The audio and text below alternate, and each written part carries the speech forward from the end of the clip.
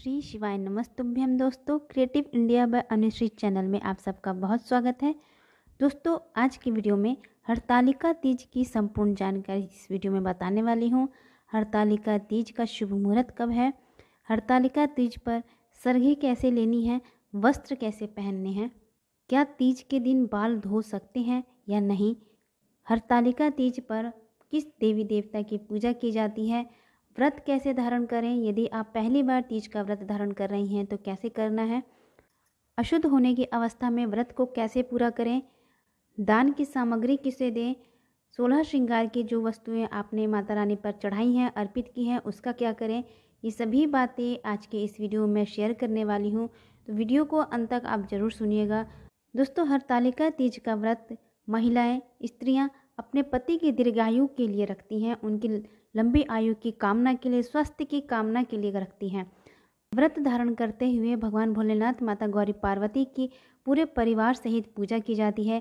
श्री गणेश जी का पूजन किया जाता है। आज के दिन उनसे प्रार्थना की जाती है। अपने पति की दीर्घ आयु के लिए, उनके स्वास्थ्य की कामना के लिए सभी स्त्रियां आज के दिन तीज का व्रत धारण करती हैं। तो दोस्तों, ये सभी बातें आज की इस वीडियो में शेयर करने वाली हूँ। तो शुरू करते हैं अपना वीडियो। सबसे पहले जान लेते हैं हरतालिका तीज का शुभ मुहूर्त कब है, व्रत कब धारण करना है, पूजा का शुभ मुहूर्त कब होगा। तो दोस्तों, भाद्रपद माह के शुक्ल पक्ष की तृतीया तिथि सोमवार 29 अगस्त को दोपहर 3:20 से शुरू होकर अगले दिन यानी मंगलवार को 30 अगस्त दोपहर 3:33 तक रहेगी। हरतालिका तीज के दिन सुबह 6:05 से लेकर 8:38 तक और शाम के पूजन का समय 6:33 से लेकर रात के 8:51 तक का पूजा का शुभ मुहूर्त रहेगा। कोई भी व्रत धारण करते हैं तो उदया तिथि से माना जाता है। तो यानी कि 30 अगस्त को हमें उदया तिथि प्राप्त हो रही है, तो 30 अगस्त के दिन ही यानी कि मंगलवार के दिन हमारा हरतालिका तीज का व्रत होगा। दोस्तों, इस व्रत में भगवान श्री गणेश, भगवान भोलेनाथ, माता पार्वती की पूजा की जाती है। वैसे तो दोनों समय यानी सुबह और शाम दोनों समय भगवान भोलेनाथ की पूजा करने का विशेष महत्व माना गया है, लेकिन प्रदोष काल के समय यानी संध्या काल के समय विशेष रूप से पूजा की जाती है। सुबह और शाम दोनों समय पूजा की जाती है। सुबह तो आप नित्य प्रतिदिन की जैसी साधारण सी पूजा होती है वैसे पूजा कर लें और सुबह ही स्नानादि क्रिया से निर्वृत्त होकर भगवान सूर्यदेव को जल अर्पित करें पहले, फिर अपने मंदिर को सब साफ और स्वच्छ रखें, गंगा जल से छिड़काव करें, भगवान श्री गणेश का स्नानाभिषेक करें, उनका पूजन करें और हाथ में अपने व्रत का संकल्प लेते हुए हाथ में थोड़ा सा गंगा जल, पुष्प, अक्षत या फिर 1 रुपये का सिक्का ले रख कर अपने व्रत का संकल्प करें। अपने पति की दीर्घायु की कामना के लिए व्रत धारण कर रही हूँ मैं। तो दोस्तों, इस प्रकार सुबह ही अपने व्रत का संकल्प ले लें। इसके बाद भगवान श्री गणेश की पूजन करें, भगवान भोलेनाथ, माता पार्वती का पूजन करें, उनकी आरती करें, स्नानाभिषेक करें, माता पार्वती को 16 श्रृंगार की वस्तुएं अर्पित करें। यदि आप 16 श्रृंगार की वस्तुएं अर्पित नहीं कर पाते हैं तो 5 वस्तुएं तो आप अवश्य अर्पित करें, जिसमें कि सिंदूर, बिंदी, चूड़ी, मेहंदी और आलता अवश्य रखें। आलता अगर नहीं मिलता है तो आप उसके स्थान पर चुन्नी यानी कोई लाल रंग का वस्त्र भी माता रानी को अर्पित कर सकते हैं। इसके बाद उन्हें भोग अर्पित करें, 5 प्रकार की मिठाई अर्पित करें या आपके पास जो भी वस्तु हो भोग के रूप में वह भगवान भोलेनाथ, माता पार्वती को अर्पित करें। धूप दीप ज्योत प्रज्वलित करें, भगवान के शिव चालीसा का पाठ करें। पूरा दिन व्रत धारण करने के बाद निर्जल व्रत करके शाम के समय भी विशेष पूजा की जाती है। शाम के समय का पूजा का विशेष महत्व माना जाता है। इसमें भगवान शिव की प्रतिमा का निर्माण किया जाता है। अगर आप अपने हाथ से भगवान श्री गणेश, भगवान भोलेनाथ, माता पार्वती की प्रतिमा का निर्माण कर सकते हैं तो अति उत्तम है, श्रेष्ठ होगा। और नहीं कर पाते हैं तो भगवान शिव शंकर की किसी फोटो या प्रतिमा या चित्र पर भी भगवान भोलेनाथ की पूजा कर सकते हैं आप।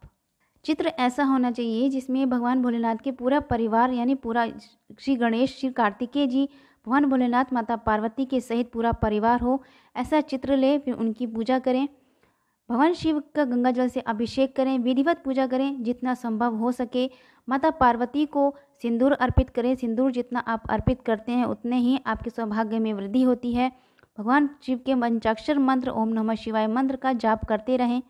दोस्तों, इस व्रत में रात को जागरण का विशेष महत्व माना जाता है। कई जगह पर स्त्रियां रात को जागरण करके मंगल गीत गाती हैं, भगवान भोलेनाथ के भजन गाती हैं। व्रत पूरी तरह से निराहार रहा जाता है, निर्जल रखा जाता है। तो दोस्तों, नियम की बात करें तो एक दिन पहले ही किसी भी व्रत के नियम शुरू हो जाता है। एक दिन पहले ही हमें सात्विक भोजन का प्रयोग करना चाहिए।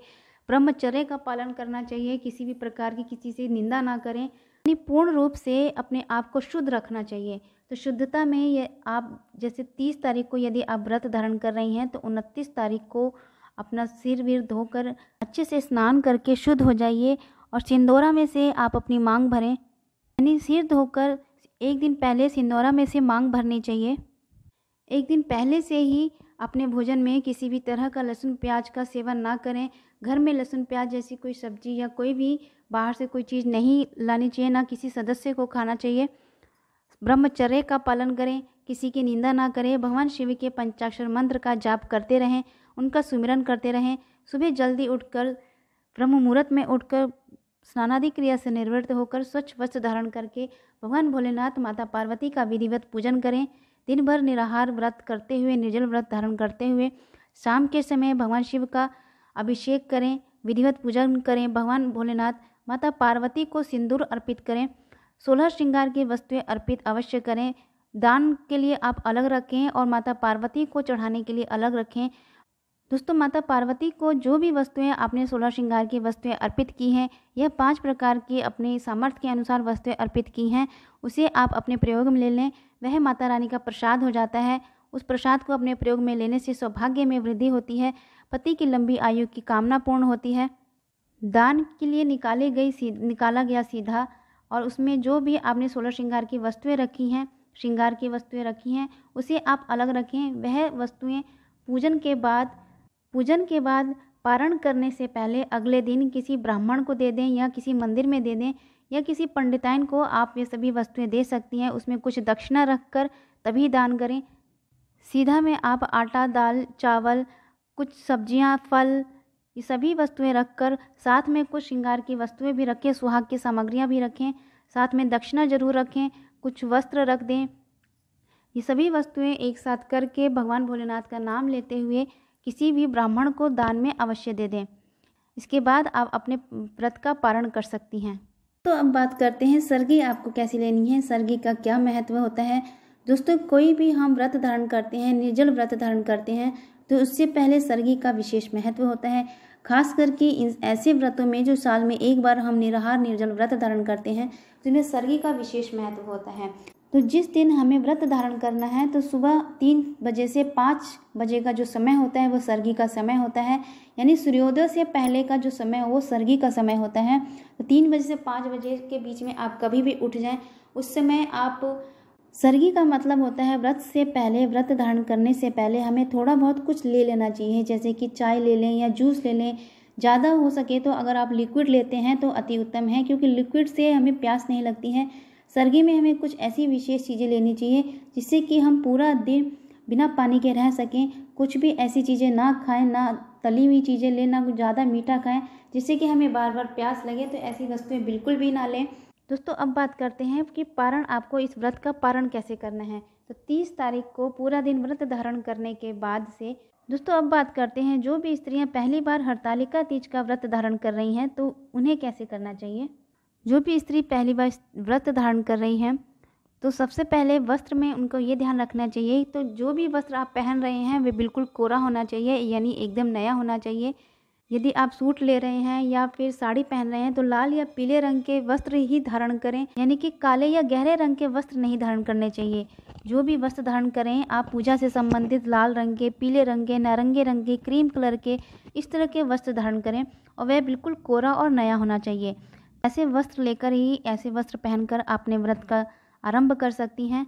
व्रत वाले दिन अपने हाथ में थोड़ा सा गंगा जल, पुष्प या अक्षत रखकर या 1 रुपये का सिक्का रखकर अपने व्रत का संकल्प लें कि आज से मैं अपने पहले व्रत यानी तीज का व्रत धारण कर रही हूँ, मेरा व्रत सफल कराने में मेरी मदद कीजिएगा, आशीर्वाद दीजिएगा। ऐसे कहते हुए अपने व्रत का शुरुआत करें।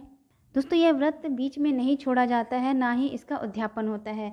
यदि किसी कारणवश आप बीमार पड़ जाते हैं या कोई दिक्कत आ जाती है या फिर आप मासिक धर्म से ग्रस्त हो जाते हैं, अशुद्ध हो जाते हैं, तो ऐसे में ये व्रत आप कैसे करें।